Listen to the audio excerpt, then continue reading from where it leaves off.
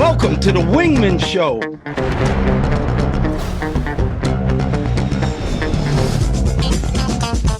Welcome to the Wingmen Show. My name is Drew Brown, and my wingman, my man, the number one guy I know, Dr. Paul Thompson. What's up, brother?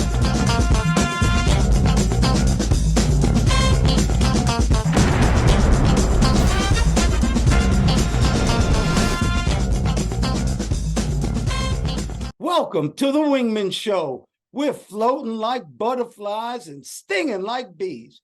Rumble, you two badass jet pilots. Rumble. Welcome to the Wingmen Show. My name is Commander Drew Brown. My wingman, the guy who watches my six, is my friend, Dr. Paul Thompson.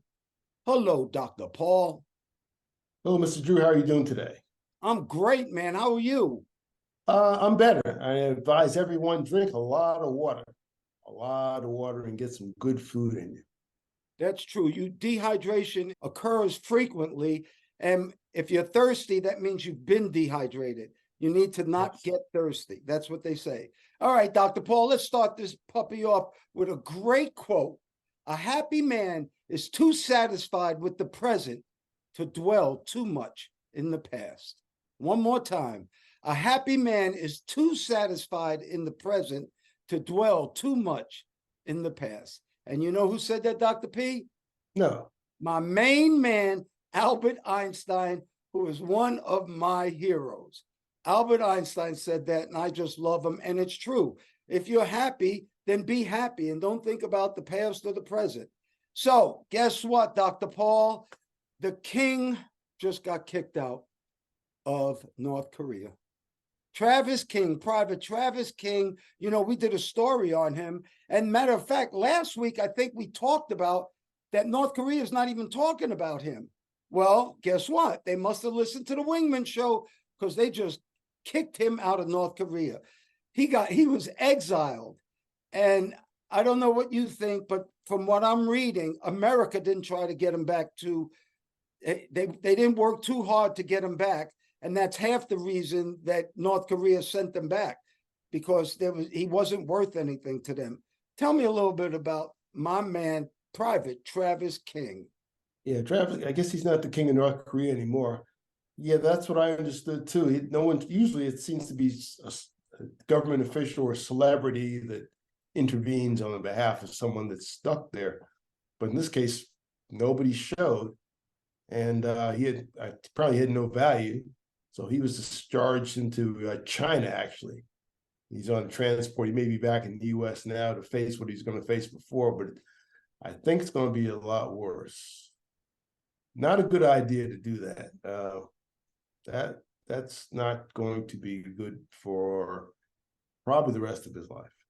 No, and for anybody who doesn't know what we're talking about, there was an American soldier named Private Travis King who was in trouble in South Korea, got out of jail. The military was bringing him back to America, and he ran away in the airport, joined a tour group, and went to the DMZ zone, and he actually crossed the border into North Korea, saying that there was racial problems, and he wanted to be in North Korea. And North Korea talked to him, looked at him, and kicked his ass out.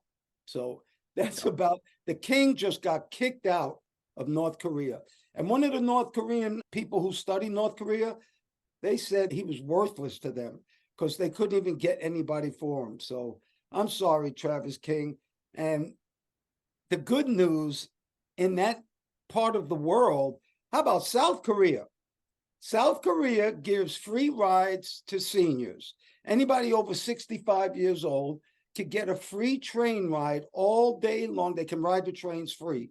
And what's happening is when they made this law, I think 5 or 10% of Seoul, Korea, was elderly. Well, now it's 17 or 20%. And so there's a lot of people riding the trains. And these are usually poorer people, because they were even talking about, you know, when it gets real hot in Korea, these people didn't have air conditioning. So they rode the train. There's 200 miles of track that they ride, and they have a good time doing it.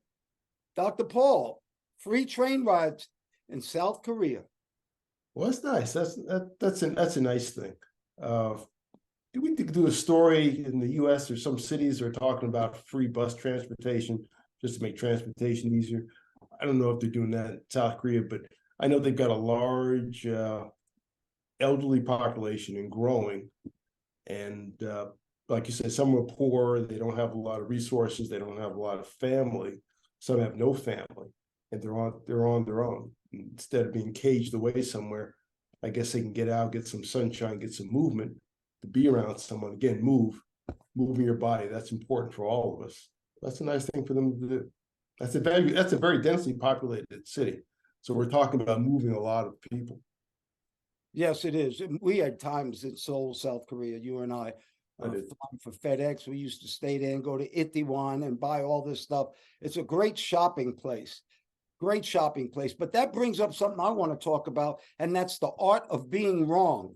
You know, as I've gotten time on planet, that means as I've gotten older, I've learned that being wrong, my dad used to say, the dumber you are, the smarter you become. Meaning every time you're wrong, you learn something.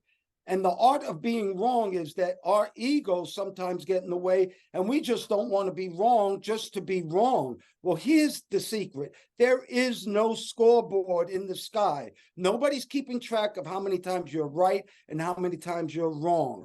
This is all about self-confidence, because if you're self-confident and you believe and you love yourself, it doesn't matter if you're wrong. Learn from it and move on. The art of being wrong. What do you think, Dr. Paul? Yeah, you have to admit your mistakes. You know, that's how you learn. You learn by your mistakes. Everything's not going to be perfect. We want perfection. We probably won't achieve it. We need to work that way. But if you take the position, well, I'm never wrong, well, you really can't improve. And more likely, you probably can't take any criticism, and you're not going to improve. And you get resentful when people are telling you the truth to help you improve. So your attitude is actually pushing you in a reverse direction. So you don't get any better. Sometimes it's good just to be quiet, you know, pay attention, listen, and evaluate. That's what we said in the Facts in Life about when you're mad, sit down, shut up, and do nothing for 24 hours. So that's very good stuff there, Dr. Paul. All right, check out these badass jets we got behind us. I have an F-15. I think Dr. Paul has an F-35, but there's some pretty jets. I really like my picture. And guess what? Our wingman, Dr. Paul has a wingman for you. And we're going to go into aquatics today. Aquatics, okay? Anybody, please, if you see us on YouTube, subscribe. If you're listening to us on Apple Podcasts or iHeartRadio, please write something. If you're hitting us up on Instagram, make a comment or something. But please, if you can just write us a little comment and subscribe, that really helps us out. And on our newsletter, www.wingmenshow.com, we have a newsletter called The Gouge. Once again, wingmenshow.com. And The Gouge in Navy talk is insider information. And that's what we give. We give insider information. And last week, our newsletter, if you get it this week, it'll talk about how you get away from drugs, how you change somebody else's path to start finding the right direction in life. So it's an excellent newsletter, and I appeal to everybody to please get it. wingmenshow.com. All right, I want to say a shout out to one of our frequent flyers, and our frequent flyers are people who listen to us every week. And I am talking about Commander Welch Fair Jr. And Commander Welch Fair Jr. is a real commander. I'm just a lieutenant commander, but I'm allowed to call myself a commander because that's in the military writings. You get to do that. Anyway, Commander Welch Fair, he was my roommate. And I'm going to be very honest with you, Dr. Paul. As you know, it was very tough being a Black Navy jet pilot. Very tough. But Welch Fair was a commander in my squadron, the maintenance officer, and he let me room with him. So my second cruise, Dr. Paul, I had a two-man room, which is like a penthouse anywhere else in the world. And I just want to say thank you, because he really has saved me mentally. He just talked to me when things were getting bad. And I have a real friend in Welch Fair, and I'm glad you know him too, Dr. Paul. I know too. He's a great friend. He lives nearby. I've seen him regularly. He's everything you said that, and plus a bag of chips. All right, check this out. 1988, I believe it was the Seoul Olympics. Matt Bionde was the American great swimmer, especially in the butterfly. But Anthony Nesty from Suriname, a black swimmer, he was the first black swimmer to win a gold medal in the Olympics in 1988. And this guy, Anthony Nesty, has just been promoted to the coach of the American Olympic swim team. And this is incredible. He's the first black coach to ever be nominated to be a coach at the Olympics. But what's more, he just won the world championships in Budapest. He just took his team, or our team, to Budapest, and they won the world championship. Tell me about Anthony Nesty, Dr. Paul. Yeah, interesting. I have just a faint memory of it. I think he won his meet by like 1/1000th of a second, but he won that. And he swam for Suriname, but he's noticed by people in the US, and he ended up at an elite swimming academy in Jacksonville, Florida. And from that, he went on to the University of Florida and swam for them in college. Later on, did his thing, and now he's actually, well, personally, he's the head men's swimming coach at the University of Florida. And now I guess this is a major move upward for him. So good for him. And we will see him in Paris soon. So good luck to the U.S. Olympic swimming team, and good luck to you, Coach Nesty. I'm very proud of you, very proud of you. This next story, Dr. Paul, you know how you and I were all up on education. We know that education is the reason that we both became successful. Yes, we're two successful young men who got an education and was blessed enough to do something that we love to do as a job, and that was flying airplanes all over the world. So education, education, education. Well, what if I told you a guy named Mamadou Barry, a 25-year-old man, he lived in Guinea, and he was accepted to Egypt's most prestigious university, Al-Azhar, except that it's 2,500 miles away. He has no money, and he didn't know how to get there. Dr. Paul, it took him 4 months and 6 countries. He rode his bicycle 2,500 miles to get to the university. That's not the trip. He went through 6 countries that are war-torn. They have no security. He got arrested 2 or 3 times for nothing. Dr. Paul, tell me about this guy wanting to go to college, because when he got there, he got a nice surprise, which we'll talk about. But what do you think about my man, Mamadou? Yeah, Mamadou is doing something. I mean, this is a lot tougher than riding the subways in New York. That's right. He basically went through 6 countries. Finally got to Chad. It took him 4 months. It's just amazing. He tried to avoid the Sudan. He got to Chad close and found some supporters. Some people heard about what he was doing, got interviewed, and they contributed, and they bought him an airfare from Chad to Egypt, which is just one country over. So he didn't have to bike 100%, but he met with the chancellor of the university, heard his story. They gave him a full scholarship. I think he's 25 years old, as you say. He's got 1 child, and he basically rode a bike through, war-torn area that most military forces probably don't want to be around, by himself.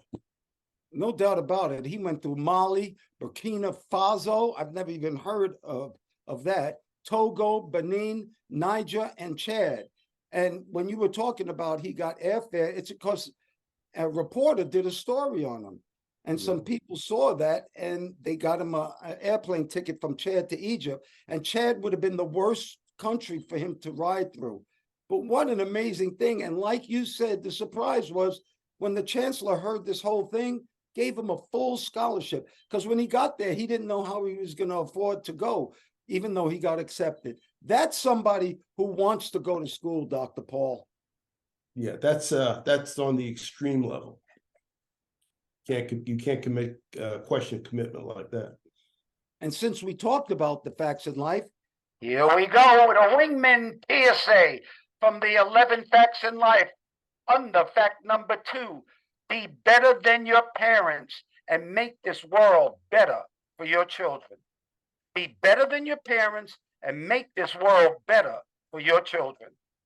that's one of the big things in life. Your parents want you to be better than them, and not necessarily more money, more prestigious, just a better human being. And if we continue to have better human beings with each generation, we'll work out something good with this world.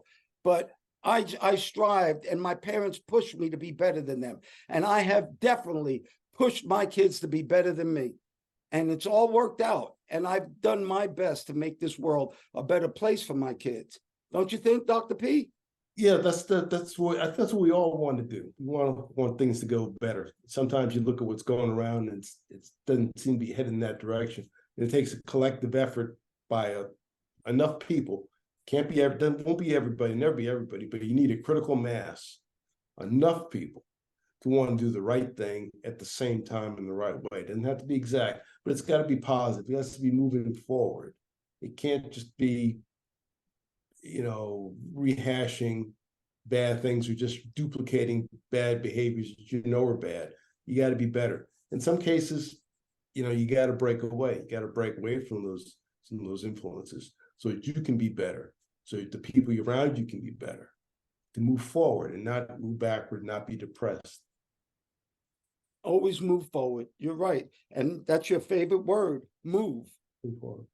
That's right. Move your body, move your mind, but move forward. And that brings us to the frequent flow line. Now, I told you our website, wingmenshow.com, that's wingmenshow.com. You can write us and ask Dr. Paul and myself any question you want. And we have a question right here from a lady, 36 years old, a young woman from Vermont. She wrote Dr. Paul and I and said she's going crazy because she can't find the time to fit in everything like school, work, exercise, social life. And she's just getting all befuddled because she just doesn't know how to commit her time. And she said she's going crazy. So, Dr. Paul, I'm going to throw this one to you first. What should she do when she doesn't have time to do everything? Okay. Well, first of all, you're not crazy. Yeah, you can make yourself crazy. You're not crazy. You're just overwhelmed, it sounds like. And sometimes that can come from things that you do. I suffer that. I suffer something they call shiny object syndrome. And you see something, you're attracted to it, and you go to something else. All of a sudden, you've got like multiple things going on. You haven't accomplished any of them, and you're busy, and you're not really doing anything. And it's easy to confuse activity with achievement. You can be real busy and not really do anything. So it's best to prioritize what's most important every day. You say school, I'm gonna probably put that at the top of the list. If you're going to school at any time, particularly you say you're 36 years old, there's probably a good reason for that. So that needs to take precedence. The social life will probably be there, as it was told to me when I went to school the first time. All the parties and stuff will be there after you finish. You don't have time for that stuff while you're here. And I found that to be true more than a half a century later. The person who said that was no longer here. They were correct. They're still here. So you'll be fine there. Take care of yourself. Do what's important, and think about where you want to be in, say, 5 years from now, 10 years from now. The social stuff will be around. So that's probably the easiest one to kind of eliminate or just tamp down. But just pick your stuff and prioritize. What's the most important? You don't have to do everything. 10 things, maybe it's 3 you really need, and 4 would be nice. And then rotate them. Well, it's like you said, that word prioritize. In the facts in life, we talk about how do you make a decision? You make a decision by gathering good information, prioritizing it, and then making a healthy decision. So what I would say, and my advice to you, is what's a healthy decision? The very first thing you need to take care of is yourself. So that's your health and your eating, because without that, none of the other things really count. So you always have to find time for yourself. for health and eating. And it's like when you make money, the first bill you pay is to yourself, to your savings, to your investments. That's the first bill you pay. But what you have to do is you have to find out what's important. Now, here's the secret. If you love what you're doing, it doesn't become work. If you find something you love to do, you love to study. If you're in school, study something you're really interested in. If you're getting a job, look for a job that you love. And then these things don't become such bad things to do. You kind of want to go to them. But I definitely say, take care of your health first. Take care of yourself first. And everything else will come from that. Just like loving yourself. You cannot love other people until you love yourself. And Dr. Paul and I are here at the Wingmen Show. Anytime you guys want to ask a question, please do. Please ask us. All right. Now, we're going to give you the gouge, a little insider information. And Dr. Paul found this article that I thought was wonderful. And it's this 100-year-old doctor that still practices. And he actually wrote 5 things to keep you alive, 5 things for longevity. Dr. Paul, you want to hit us with this? Yes, a 100-year-old doctor. He's in the Cleveland, Ohio area. His name is Dr. Howard Tucker. He claims to be the oldest living practicing physician. He's 100 years old, and he sees patients. Not so much now, but he said there were like 5 things he listed that he did to keep living a long life. The first thing was, I don't spend my days retired. And what he does, he actually teaches medical students 3 times a week. The second thing is, I don't let myself get out of shape. He swims, he jogs, he hikes, he treadmills. He said he tries to do a treadmill 3 miles every day. That's a lot of walking. That's pretty good. Said he used to ski, but he doesn't ski anymore. Third, I don't smoke. I think that's kind of obvious. Although he said he wanted to do that when he was young, and his father talked to him. He said, go ahead if you want to, but I don't think it's a good idea. So he said he followed his dad's advice. The fourth was, I don't restrict myself. He said he does things in moderation. He said he'll have a Chianti every once in a while and a steak when he feels like it, but not every day. And the fifth thing is, I don't let my knowledge go to waste. Hence, he enjoys teaching other people. Those are his 5 things, short and simple. And you have to listen to somebody who's 100 years old. Obviously, they know what they're talking about. Dr. Paul and I are following his advice. And that first thing is, when we both retired, you know, we had money, we had time, we had everything, but we didn't have purpose. And ladies and gentlemen, you guys out there have given us purpose, because we love doing this Wingmen Show podcast. We love being on YouTube. We love trying to give people information to better their lives. And so now we're not retired anymore. And we also took care of the health thing. We don't smoke cigarettes. And what he said, his father told him, why would you put smoke in your lungs when you can have all this fresh air? Why would you do that? And we're not letting our knowledge go to waste, because we work. Dr. Paul and I work very hard to bring this podcast to you. It's not easy finding good stories. I'll be very honest with you. And then, you know, we definitely take care of ourselves as far as working out. We want this podcast to go a long way. We want to live a long time, because we busted our ass to get to this position financially, socially, and now we want to enjoy it. So I think that 100-year-old doctor, he's right on the money with all of that. Dr. Paul, you have a wingman that is so interesting, and it has to do with something that we talked about with our swim coach. Would you like to give us that wingman right now? Sure. Our wingman, I don't know I don't know if this is the youngest one or not, but our wingman is a young man from West Palm Beach, Florida, by the name of Austin McMillan. And he found himself unexpectedly thrust into the role as a caregiver and a savior. One day at his home, he had a tutor that had been working with him in just his overall development. Been working with him for a few years, I guess from the age of, well, he was young, I'll just say for 3 years. And anyway, one day the tutor was there, an adult, doing his thing.